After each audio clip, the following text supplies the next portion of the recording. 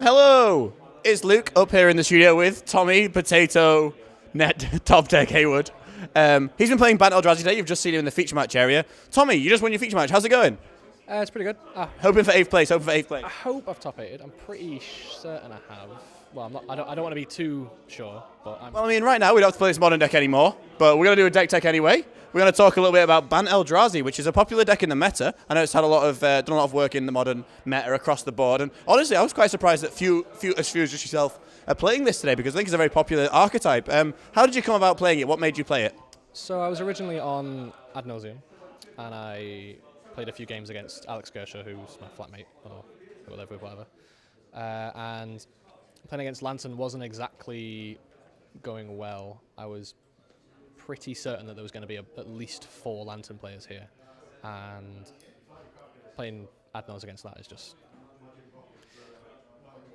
You don't want to risk it. Enough viewers at home will appreciate the amount of head shakes you just made. I think it was approximately 700 million. I didn't really count. I didn't have a tally, but I think approximately 700 million is a fair assessment. So would you say, beyond the Lantern matchup, was Ad Nauseam something that you really wanted to play? Is it something that Lantern's squashed out of the meta? I would say it's squashed out of the meta. It's just I don't want to get pitching needles. I don't want to have to deal with, that kind of hassle. I just want to... Yeah, okay. I also think that perhaps Ad Nauseam has lost out to Stony Talents as well, because that's a card that you can legit bring in against them, and that's something that people are thinking to combat Lantern. So, looking at Bant Eldrazi now, this was the next best deck. You thought this would be good against Lantern, perhaps? Yeah, apparently I was wrong. I mean, I've got 9 sideboard cards for it, and they kind of, counter each other. The Chalices don't go well with the, the Engineered Explosives don't go well with the Stony Silences, but I want to try and, if I get either half of them, I think it's fine. I mean, I lost to my Lantern matchup, but he drew a Seal of Primordium exactly when he needed it. But I'd say the main reason I chose this is because, Reality Smasher, attack for 5. Yeah, I mean, we've seen James Taylor, who's made top 8, by the way. Congrats to James Taylor. He's playing Eldrazi in essentially both formats, Eldrazi and Eldrazi Tron across the 2 formats, and has had a lot of success, obviously. It turns out that these big beaters are making waves in both formats. And how do you feel about the Bant shell? I know the pros came to this after the whole big Eldrazi Pro Tour where everyone just played the same deck and it was a bit horrible. How do you feel about the Bant shell? How do you feel about Noble Hierarch? How do you feel about Displacer and Sky Spawner? Sure, so the ramp off Noble Hierarch is incredible. I can play turn 3 Fortnightseer off 1 Temple, which turn 3 is insane. I can play turn 4 or potentially turn 3 Reality Smasher.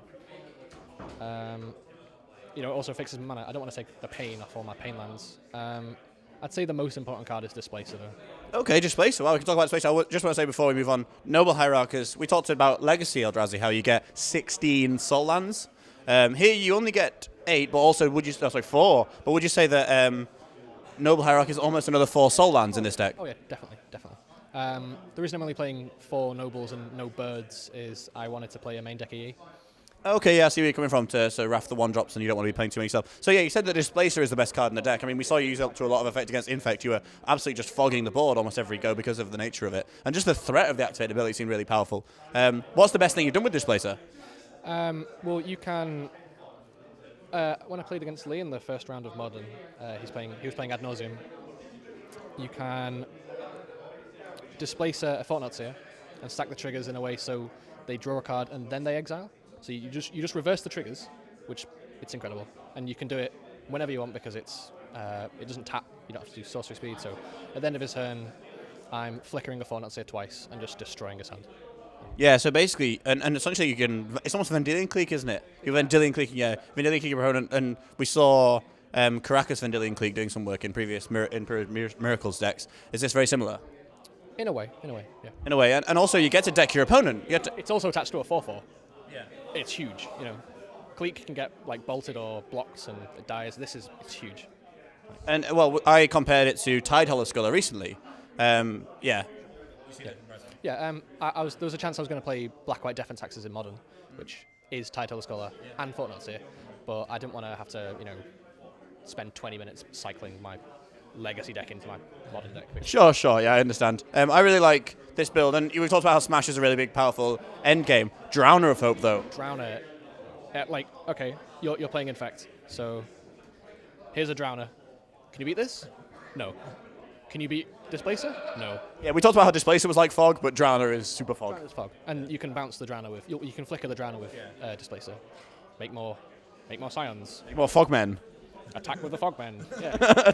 attack with the Fogmen. That seems like powerful interaction. And they also ramp you as well. So Yeah, being able to ramp is really important. So the rest of the deck, you talked about EE.